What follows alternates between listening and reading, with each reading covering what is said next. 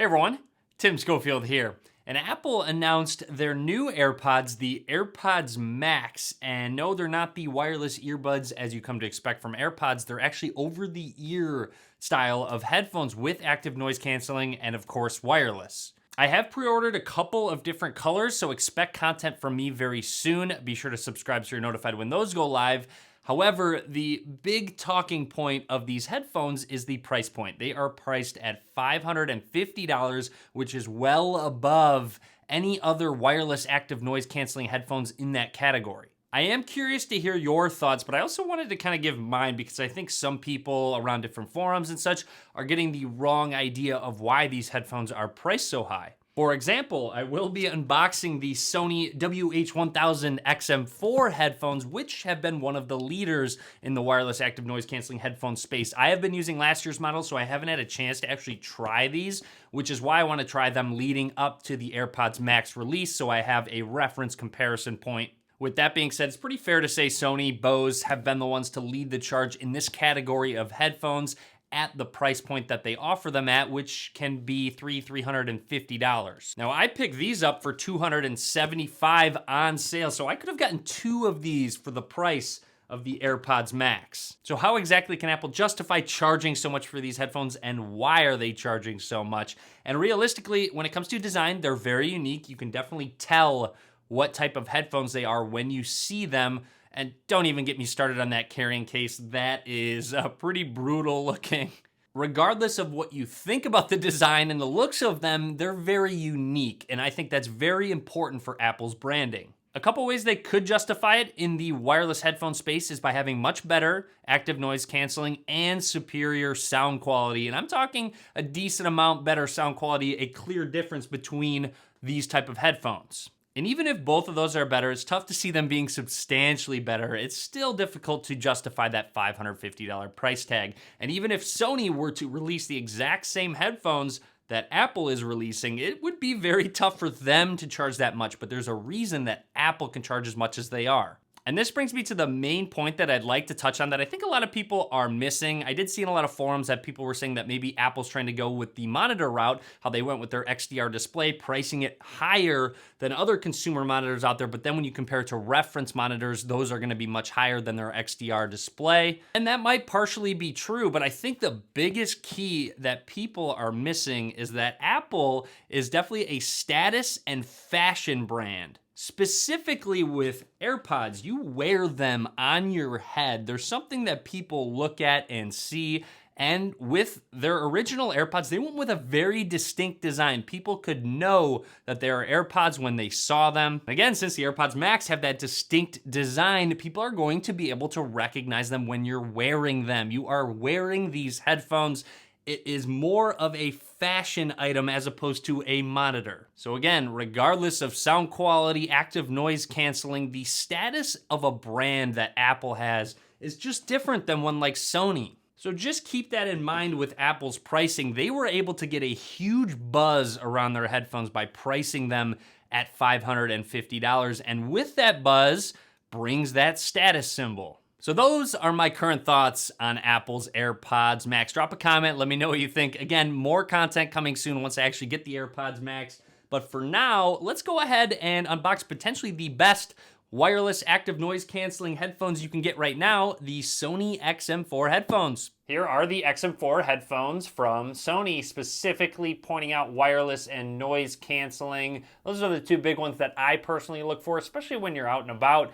Having wires on my headphones just is not really a great option for me. Sliding the box open lets you know, easy setup process. Just make sure you get their app and then you can go ahead and pair. Continuing on, it looks like we have our headphones case, which does protect the top band of the headphones. You also do have a mesh pouch for some added storage. Setting this to the side for just a second, looks like we also get a getting started guide, warranty information, and a free trial. It's also a bit of a hook that you can hold on to or attach to something.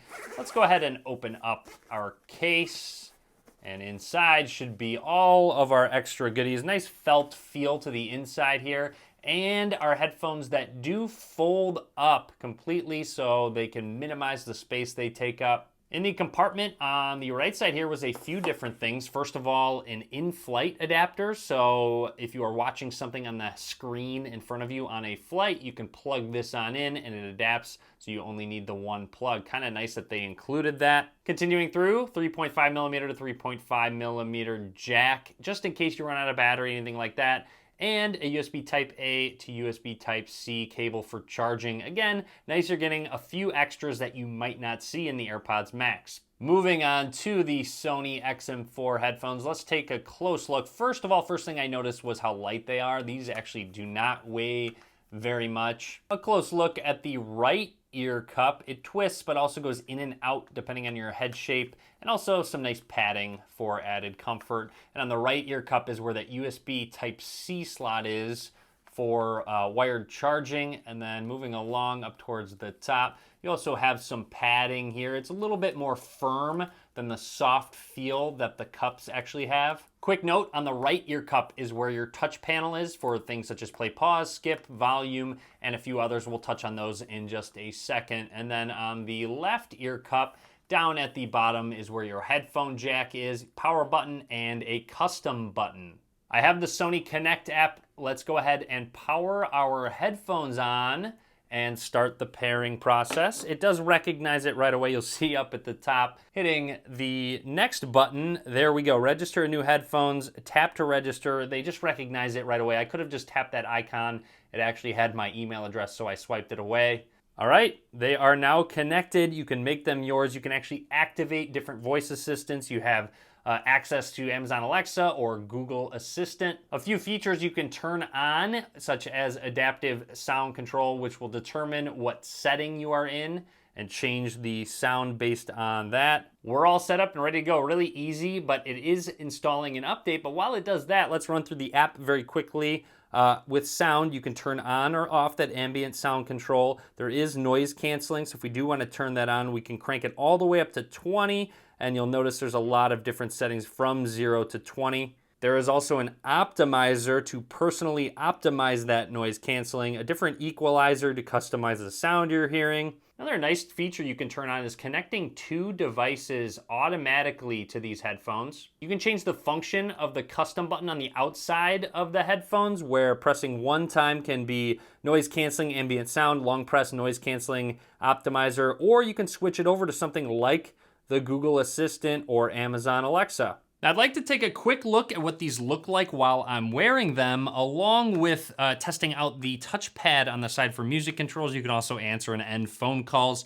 Worth mentioning, on the top headband, you can expand it and change the size of it depending on whatever size you need. Now I'm going to put these on, and here's what they look like on my head. They definitely have active noise canceling enabled. I can just tell by my voice being more muffled.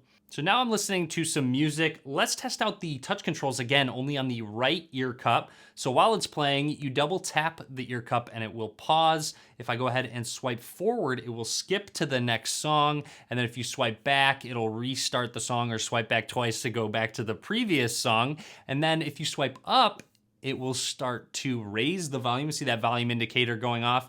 I can bring it on down as well. And again, with that mode button. So right now I'm in ambient sound mode, so I can more clearly hear my voice.